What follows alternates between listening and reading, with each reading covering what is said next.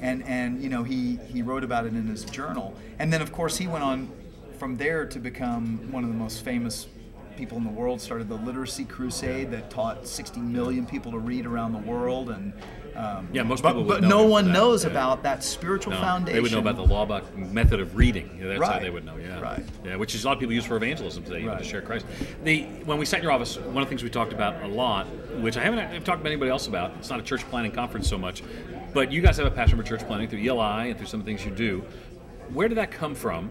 Now, because you left Willow and came and planted. Did you come directly from there? Yeah. And you came and planted.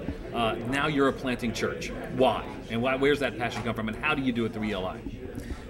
Well, the passion came actually when a guy named Dieter Zander came to Willow Creek. Yeah, a lot of people know Dieter. Yeah. Great guy. And recovered from his recent health, so that's he's doing better. Yeah, so, I know. That's good. But keep praying for him. Yeah, I know. Yeah. But he, dear friend and huge influence on me. Yeah.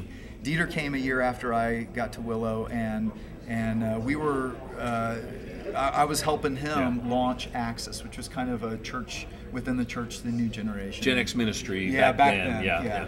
And during that, I started doing research on Europe.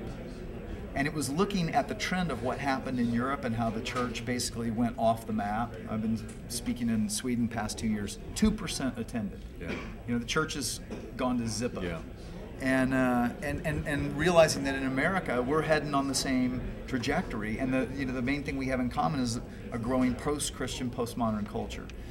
So seeing that was a part of what God was igniting in me to plant a church for this generation, but then also just realizing it's got to be thousands of churches started out of the culture. In other words, not going and reshuffling the deck of Christians already convinced, but just starting with people who are in the world and helping them become the church. And so from the start, we thought that is the way the kingdom is supposed to grow. It's supposed to multiply, right? You know, a little seed planted in the ground that grows into a great big tree with lots of fruit, with lots of seeds. And so we just had a vision from the start to do all we could to help other young leaders, you know, go and be empowered to look around and say, okay, how do we start something out of the people around us here who may seem far from God? That's good. But in reality aren't as far as you think. That's good. The way they can find more information about your church is, what's the website? And any other resources you suggest them to look at? Gatewaychurch.com. Coming up, the blog that I'm You're going to start about. blogging? Well, yeah, with Soul Revolution. Oh, are you? Okay, good. So we're going to get our whole church community. You're like the last guy not blogging, Oh, so I'm so excited that you're blogging. We're going to get the whole community Don't blogging. Don't about, Twitter. Don't okay, Twitter. right, Twitter's wrong. But you'll blog. And at what address? Where will it be? It'll be soulrevolution.net. .net. Okay, good. And Soul Revolution comes out in a couple months. Good resource people to get. In the meantime, they can get No Perfect People Allowed as well. And where can they find that about ELI? Is that on the church site? Yeah, you can find out from Gateway, but it's ELI churchplanting.com. John, good to see you. Thanks for coming and visiting with us for a little bit. Appreciate you. Good to see you.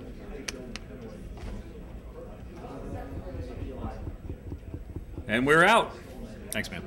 All right. That's good. I'm a little worn out on these, I but you bet do you great. are. You do Thank great. you. I'm like interview boy for some reason. I know, man. It's tough, isn't it? This weekend I'm interviewing a Hindu priest and a Buddhist. Oh.